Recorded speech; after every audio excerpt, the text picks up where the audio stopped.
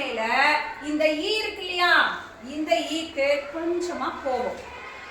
இந்த கோபத்துல என்ன பண்ணுதுன்னா இந்த ஈ இந்த ஷார்ட் வவல் ஒவ்வொருத்தர்கிட்டையும் போய் என்ன சொல்லுது, ஷார்ட் வவல்ஸ் நீங்க ஒரு வேர்ட்ல வரும்போது உங்களுடைய சவுண்ட நீங்க சொல்லக்கூடாது, அதுக்கு பதிலா உங்களுடைய லெட்டர் நேம சொல்லணும்னு சொல்லிடுது.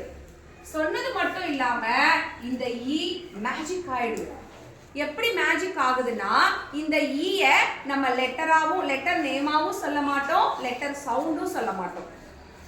மேஜிக் ஆகுறதுனால தான் இந்த ஈய நம்ம மேஜிக் ஈன்னு சொல்றோம். எப்படின்னு பார்க்கலாமா?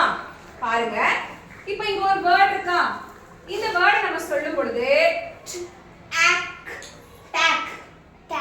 இங்க ஈ வந்ததுன்னா, ஒருவேளை அந்த மேஜிக் ஈ வந்ததுன்னா இந்த ஈ எதை அட்டாக் பண்ணும், ஷார்ட் வவலை அட்டாக் பண்ணும்.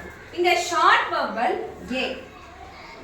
சரியா? இப்போ இது எப்படி அட்டாக் பண்ணும், ஷார்ட் வவல் நீ உன்னுடைய சவுண்ட சொல்லக்கூடாது, அதுக்கு பதிலா உன்னுடைய லெட்டர் நேம தான் சொல்லணும்னு சொல்லுமா. சொல்லிட்டு இந்த ஈ என்ன ஆயிடும், மேஜிக் ஆயிடும்.